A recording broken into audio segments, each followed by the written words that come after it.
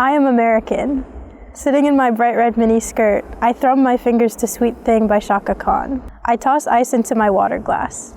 I'm also Indian American, which I say with pride as I tell you how India built my ears, built my tune. One of my earliest ritual memories from childhood was the music my grandma would play for me in the evenings. This act was always staged in my dad's office, which doubled as my grandparents' bedroom. The setup of the room was modest. Enter, and straight off to the left against the wall was a futon, and beside it, a night table. Across from the futon sat a small desk that sagged under the weight of an enormous Windows 1999 monitor. Every couple of nights, I would have trouble falling asleep, and my grandma would cradle me close to her chest while my dad booted up the computer. Turning to the newest technological evolution, YouTube, he would type the name MS Subbulakshmi and hit search. There was no shortage of results. The most minimal of sounds would open each song: the soft drone of the metronome, the high buzz of the sitar, the warm pit-pat of the tabla simmering low and slow. Subbulakshmi's eyes would remain closed, her fingers twitching, her palms shivering as it found the beat. She would begin by humming, her throat reaching around, grabbing tight to the instrumentals, inhabiting them. She would test herself, repeating broken fragments of a raga, sa re ga ma pa da ni sha, until they sounded right. I would try to mimic the ease of tone,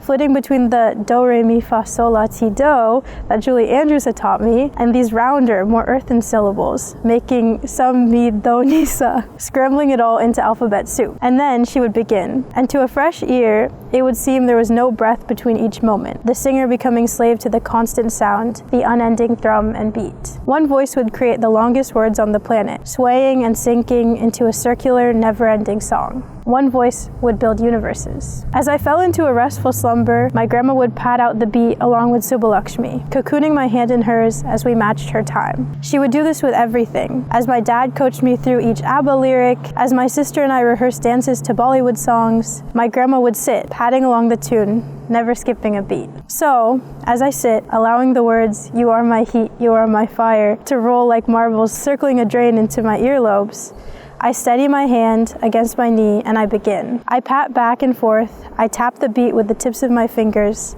I pluck the round bass notes from the air, I break it all down and I build it back up again, and suddenly every song is entirely my own.